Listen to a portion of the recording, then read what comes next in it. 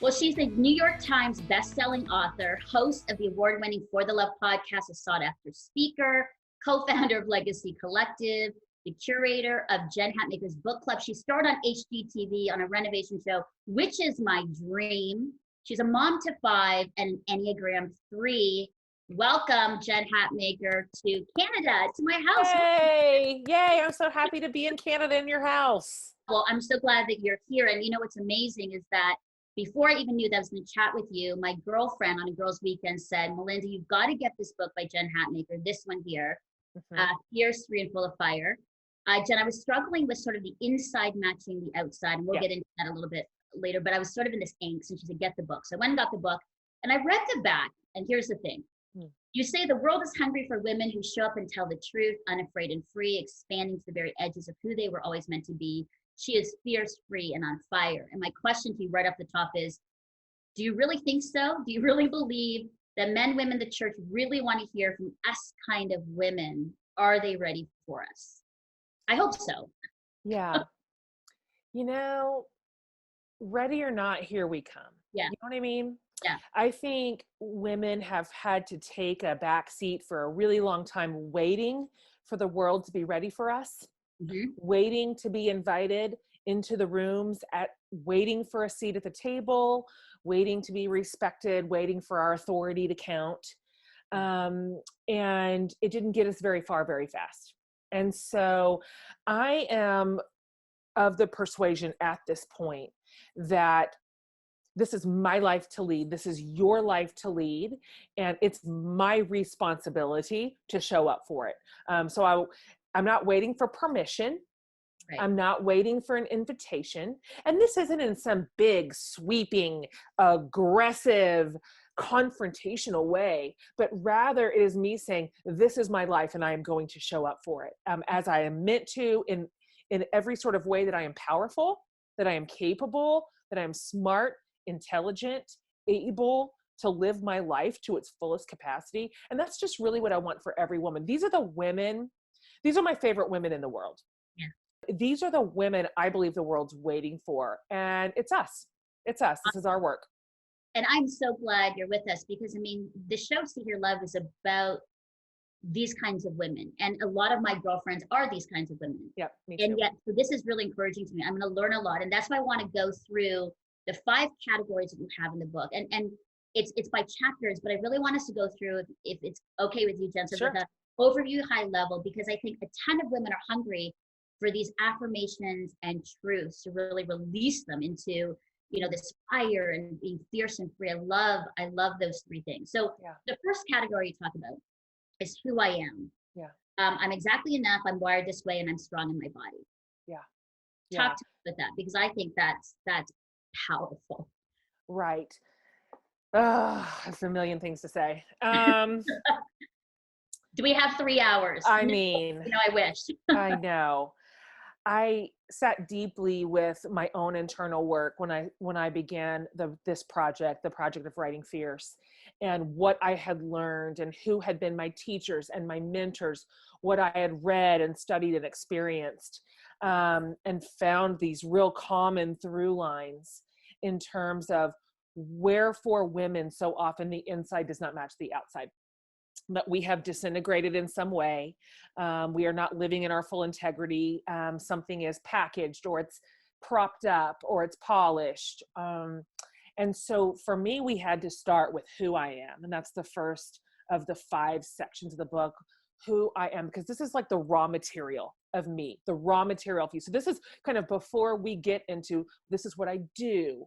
You know, this is what I love. This is what I'm dreaming about. This is what I believe. So those all matter too, deeply. Those are integral to who we are. But there was some conversation that needed to be first. Sometimes because I titled the book something so like aggressive, it's such an assertive title, Fierce, Free, and Full of Fire. Just every F word I could think of. It's tempting to imagine that sort of book is only for the very assertive women or the ones who are really outgoing, or they all want to be a CEO, or, you know, it kind of has this powerful connotation to it. But the truth is we're all wired really uniquely and specifically. And so I made a lot of room for every single woman, the quiet woman, the gentle woman, the woman who wants to live a simple life, the ones that are somewhere in the middle, the ones who are, here I am world, hear me roar, and everything in between, because that matters. That matters. It matters that you and I feel the freedom to show up to our lives exactly how we are, how we thrive, in the ways in which we flourish, because then that matters. That affects everything. That affects what we do. That affects what we believe. It affects our relationships. It affects our dreams and our paths. And so that's where we begin, that you get absolute permission to be in your life, to be in your skin, in your body, the way that you were meant to be, the way that you have been crafted to thrive. Because that's really the you that we need. Nobody needs me to be like my sister. We already have her. I don't need you to be like your neighbor. We already have her. Yeah. You know, we need you as you are. And so there's a lot of interior work. This book will ask a lot of you. It requires a little heavy lifting. Oh, there is. It's a lot. You'll have to do some work. You'll have to take a pretty hard look at your own interior wiring and say, what really makes me tick? What's my deal? Because so many of us were kind of forced into environments or relationships or packages that really never did match who we were. But we had to adjust the dial to fit expectations. And so for a lot of us, getting back to that core identity is hard work. Yeah. Like we haven't done that in a really long time. And it's high time we start.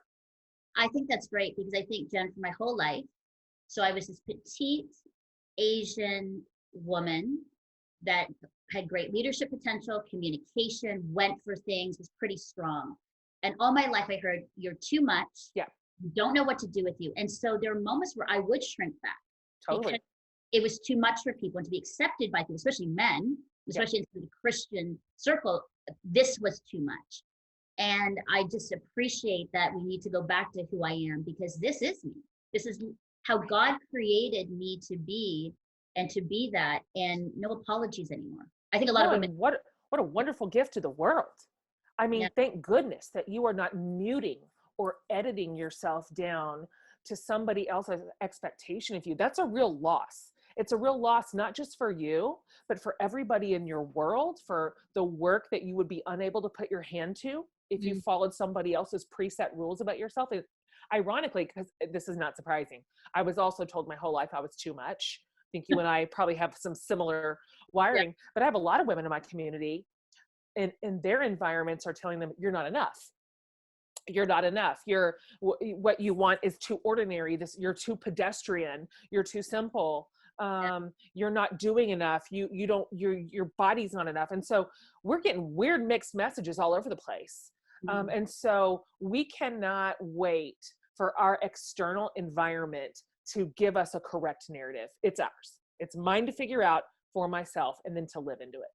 Love that. So number one, who I am. Then your second category is what I need. And you talk about goodness, help, and more connection. These are big ones, because you talk through about loneliness, the goodness that we deserve, and your situation where there wasn't goodness shown to you. Let's talk about that, because I think that's a really powerful one about what I need in my own life. Most of us were not taught this well. We weren't taught as girls to confidently ask for the things that we need. We were actually rewarded for appearing to be pretty self-sufficient, for not being needy. You know, that's a term that was applied to girls a lot, and then of course later women. And that it was somehow a sign of incompetency or deficiency, that we just could not literally do every single thing asked of us. And so I think that's messaging that we internalized young, and it has really crippled us as adults, as adult women who we're just human, and we have limitations, and we have the right to our own boundaries. And so these chapters are tender for a lot of readers, because I sort of funneled into what I see as the three largest places that women have just a gaping need and don't know how to ask for help. or don't know how to admit it, or don't know what's on the other side of inviting people into that. So this idea that women deserve goodness is a monumental idea for so many people, especially if we didn't experience goodness, if we experienced harm, if we were told the opposite. And so this sense of you need to be treated with respect and with love and with dignity, and you deserve goodness. Huge, like earth shattering for some readers. And then I need help. The truth is, we're bad at asking for help because we're so good at doing everything. Do you know what I mean? Yes. If we weren't so good at doing everything, this might be easier. But because women in general are such high capacity creatures, and we have managed for so long to do the work of 3 people, or 4 or 5. My team, I'm like, yeah, Kelly and Becca on my team, they can do like 5, 6, 7 things really well. Yeah, exactly. That's the problem. That's the problem, is we're good at it. But of course, we know the flip side of that, when we have literally spread ourselves too thin, is just that immense sense of burnout. And then ultimately too, what it has created in my relationships that I've noticed is it starts out small as this little seed of resentment, that I'm mad that somebody cannot read my mind better, that they cannot look at me and realize I'm doing too much, that I'm overextended. But the truth is, if we tell people we can handle something, they have the right to believe us. So that is my responsibility, not somebody else's. It's mine. It's my responsibility to say, I am past my limits. These are the ways in which I'm going to need help or input, or these are things I'm going to have to offload.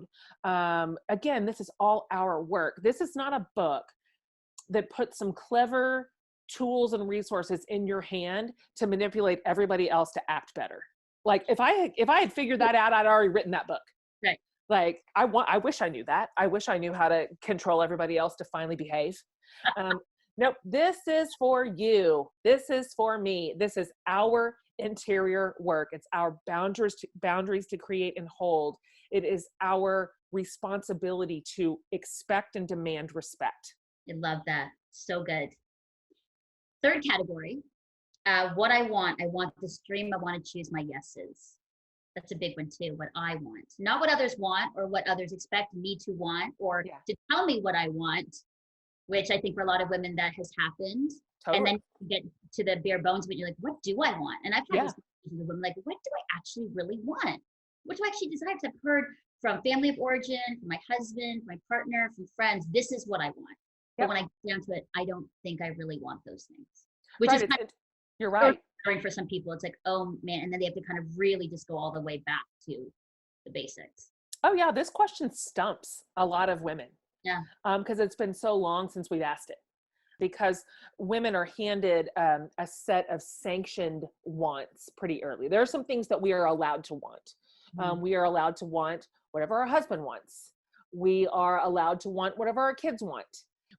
There's some wants that we are rewarded for leaning into, but women are in general discouraged from a lot of hunger. It's considered unladylike to be ambitious. It is considered way too aggressive to have big, like blazing, hungry dreams. And so I talk about this a lot. This one really like fires me up. I have to like always be like, Jen, calm down, ratchet it down. Because I'm so excited about the dreams and the vision and the possibilities that live inside the hearts of women. They're so good. They're so exciting. There was this narrative out there that essentially said, when women want too much, it's just going to be the demise of everything, the demise of marriage, the demise of family, the demise of the church. What's going to happen to the fabric of society when these women come out blazing like this? But that's not really true at all. That's just a lie to keep us quiet. What I see when women actually lean into what they want is incredible goodness, because what women actually want are good things. They want beautiful things. They want justice. They want beauty. They want creativity. Women want their communities and their families to flourish. What women want is really probably the answer to everything that ails society. And so we got to lean into this, because we are the answer to so many problems. Yeah. That's amazing. And I think women need to hear that more. Like they are the answer to a lot of the problems that we're having, whether it's systemic racism and the need, poverty issues, and all of these things. We are the answer to solving those, to ensuring that people are fed, that are heard, right? So that I love that one too, Jen. I love that one. Me too. That's a good one. All right, number 4, what I believe, spiritual curiosity. I believe in the cause. Yeah. So women, you say this is important for us to become, fierce, free, and on fire in what I believe is very important. Well, I kind of came up through a pretty traditional conservative spiritual pipeline. That was my childhood. That was all my formative years, even my young adult years. And so I had a pretty myopic perspective of who God was and what the Bible meant and wanted and what our role in culture was. And so it wasn't until I really hit my middle adult years that I finally felt like I had permission to ask some hard questions that I didn't even know people were asking, to be honest with you, because I had always had just a very narrow worldview, including input. I only listened to people who already thought like I thought. And so expanding that, beginning to listen to new teachers and diverse thinkers and people from different denominations and faith traditions blew my mind. Absolutely blew the doors off what I thought I knew. And so the chapter that I love out of that section is I believe in spiritual curiosity. And that is now one of my highest spiritual values, because God's pretty sturdy. I don't feel like God's finally going to fall out of the sky on our watch because we ask too many hard questions. I don't think we're going to do it. I don't think we're the generation to do it. And so discovering that we can press really, really, really hard on some of the spiritual packaging and it'll still hold is exciting. And so now I that's the way I approach my own spiritual development, understanding, and growth is curious. I like to hold my hands open like this. Like, I have a lot of faith in who God is. I have very medium faith in how human people have always understood him. That is up for grabs. Yeah. That is up for discussion or conversation or examination. So spiritual curiosity has actually returned my faith to me. It was the spiritual certainty that robbed me of spiritual vibrance.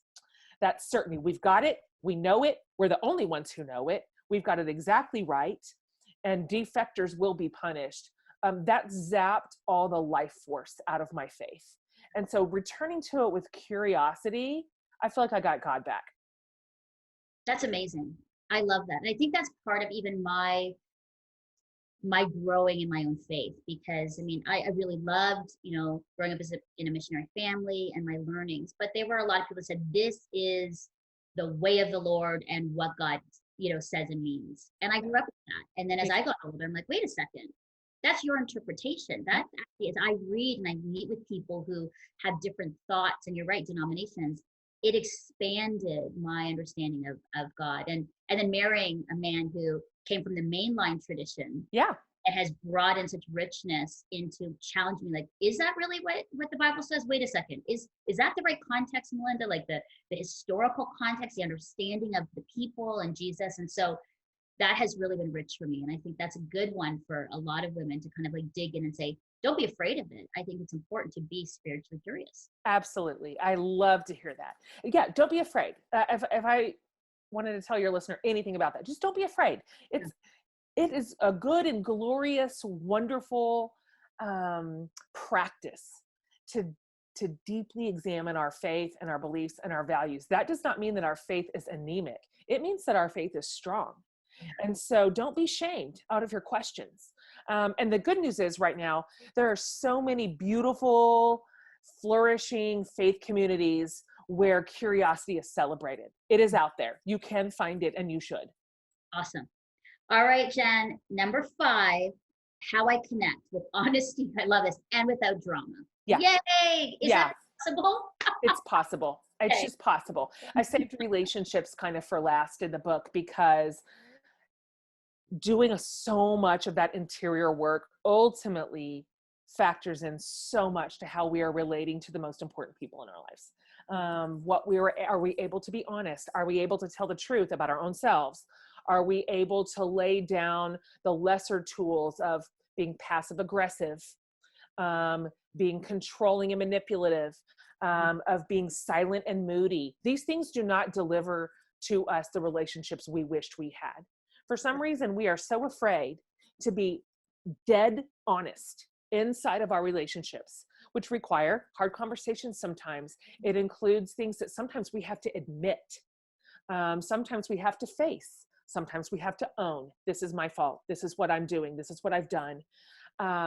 Those pathways, we're so worried about that level of confrontation, if you will, that we would rather let a relationship just atrophy or implode or explode.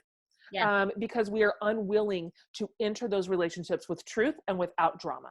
And so I just feel incredibly hopeful for what could happen inside our most precious relationships if we will do this work.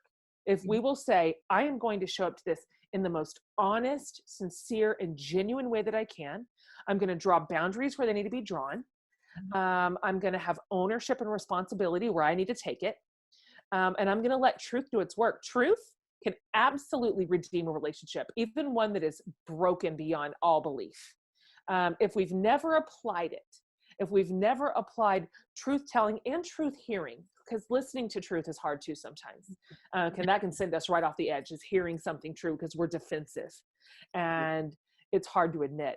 But if we can tell the truth and if we can hear the truth, so much is possible in that relationship on the other side of that work. I've seen it. I've experienced it.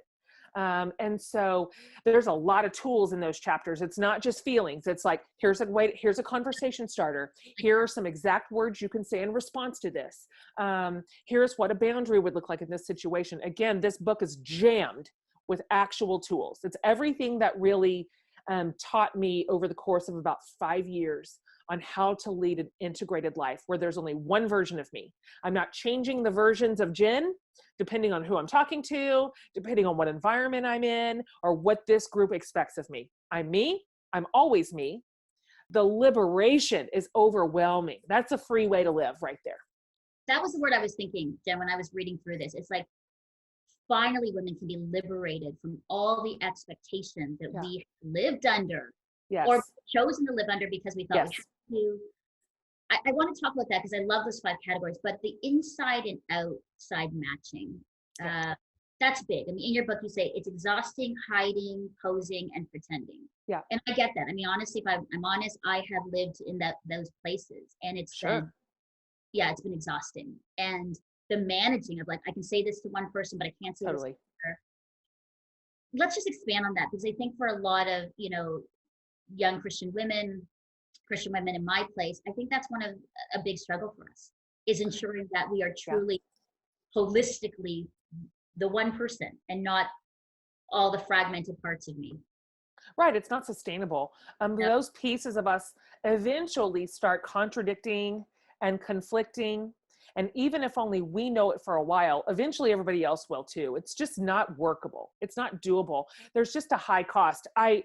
I know, I get the impulse. I really do, because women are very gifted at reading a room and giving it what it wants. We have just such a high emotional intelligence, and that's beautiful and can be used for great good. But one way that we've used it against our own selves is simply by, what does this room want from me? I will give it to this room. And so then we take it upon ourselves to adjust the temperature. If it's getting a little too cool for these people, we will warm the room up. If it's getting a little too warm, we will cool it down. And so we are doing this sort of balancing act of keeping the equilibrium in the room, but we didn't even set the temperature. Like, we didn't even get to be in charge of that decision.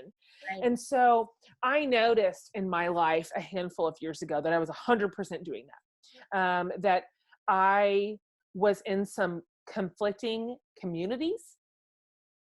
And so in order to keep my career intact, to keep my reputation intact, and also my belonging intact, I edited out pretty large portions of who I was for most of the rooms I was in, because I knew that the cost to dissenting in this, and this area was going to be belonging. That's what would be revoked. I would Right. no longer get to be a part of it. And I was too afraid to pay it. And so I only had one little back room over here where I was my honest self. And it was only with a handful of safe people. But I just got to this point where I decided for me, I was either going to be able to hang on to my career as I knew it, as I had built it, or I was going to get to hang on to my integrity. But I did not get both. I had to pick. And I picked my integrity. And I decided to pay the cost of loss, of belonging, of change, of a little bit of turmoil, of some relational changes too, because the truth is it's going to cost one way or another. Yeah. It cost me to stay silent. That cost was high and internal. And so I will tell you, having made that decision and moved into a place of complete integration, it's the best thing that I have ever done in my life. My only regret is that I did not get there sooner. I thought that's what you would say. Yep. And most people would say that they wish if they look back, they had done it sooner. Totally. Sooner, they'd made the decision sooner. Yep. Wow. Jen, on that, it hasn't been an easy couple of years for you. I understand the same thing about years of just heartache and hardship. How have you kept going when you've had to deal with basically all this crap? Yeah. And just what you're talking about now, without like losing your faith in people and some of the systems and rooms you're in, or God. How have you remained faithful? Because for a lot of my girlfriends, some of them have just been like, we're out. We don't want to have anything to do with either the church or the system or community. And it's been really deeply sad to see them go. But how have you remained kind of like faithful to the work that I believe God has called you to the relationships that you're in, and just to the life that you're living now? I have so much love and compassion for the women who maybe forever, maybe not, but for right now have walked and said, I can't find something sincere enough inside this system to stay for. My compassion is it's bottomless. I understand. I do. And I have a really high view of God's faithfulness to us. And so I believe that we can walk away from harmful people, practices, and places without ever for 1 millisecond sacrificing God's love for us. And that I also believe in a very divine, heavenly compassion toward us. I think about God a lot. Like, what must it feel like to look down and watch how humans have systemized faith and this divine, like holy, sacred mystery, that we have just reduced it to such a template and used it as a hammer. It must just be devastating. I almost feel like I'd be like, oh, I get it. Walk away. I wouldn't have stayed either. And so compassion for those choices.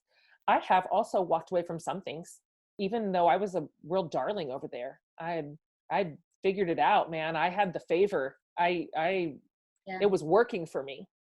But again, career integrity, I couldn't keep going. I had to have integrity. And so, I think it's funny. I'm 46, and every single year that I live a little longer, and 2020 was a real heartbreak for me, as it was for the world. It really was. If anything has been a comfort, it's that we all suffered a lot in 2020, and nobody was alone in their suffering. But I also lost a 26-year marriage, shockingly, unexpectedly. And I notice sifting through that rubble of just sorrow and loss. And we were like church people together. We were church planters together. We were in the systems. Yeah. That every year I go, I know a little less. And I'm sure about a little less. I'm certain about a little less. So my certainties they've boiled down to something I can hold in kind of like one hand. And weirdly, that's been enough for me still. I tried a little bit, but I can't still get away from Jesus. I just can't do it. Like, I just can't do it. He's too dear to me and too real. And he has always operated outside all these systems that have broken my heart. and people that have broken my heart. And so that guy is just tenacious, you know, he just hangs on. No. Just hangs on. I just can't shake him. We've had some hard talks, and I am able to remain faithful to Jesus. I am able to remain faithful to love, to people, and to curiosity, and some of these kind of more mysterious, divine ideas. Those still feel really true to me, and they still feel beautiful, and they don't feel like they are wrapped up in power and hierarchy, but they're available to me, to you, to anybody. And so those are the things that matter for me and that have lasted. And some of the systems and structures I've walked away from, and they haven't harmed my faith at all. I think faith can operate way outside a lot of the places that we've organized it, right? It lives in the wilderness. It always did.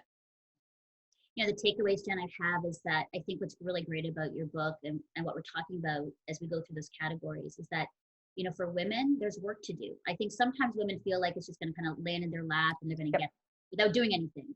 What I really like, because I am actually a doer, I am an achiever. It was really good as you were writing, like these are some tools that you can do or you can have.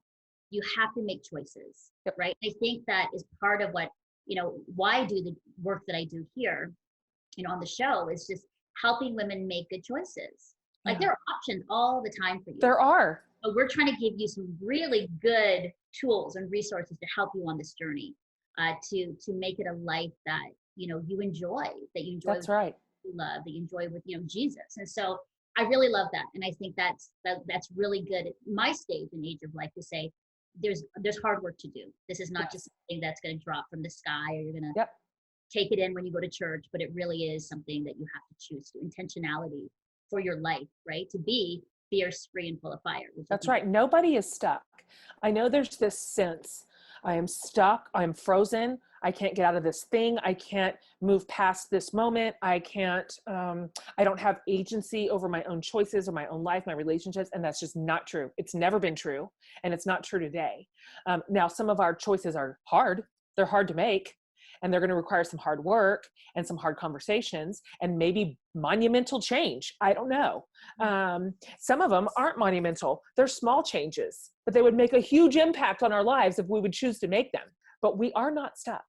We have full agency over our lives and who we are and how we relate to people and what we believe and what we want and what we need. It's incredible. And the life on the other side of that ownership is gorgeous. I mean, it is gorgeous. It is flourishing. That is where we thrive. That is where the people around us thrive. This is the kind of mom I want to be. It's the kind of leader I want to be, the friend and daughter and sister I want to be.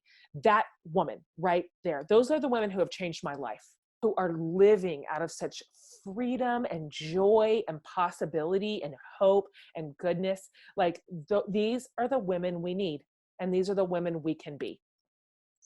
Well, Jen, you are definitely one of those women. I have thoroughly enjoyed this. I could chat with you for hours, but it just, you know, your book, your words, even this conversation has really encouraged me as a woman leader, as somebody who is, you know, at this stage and age of my life going, you know, where do I want to go next? What kind of, you know, stepmom and friend and leader and colleague, an influencer do I want to be? And so thank you so much for your time with me. So appreciate it. You're welcome. Thank you for having me on. Loved it. So thanks again.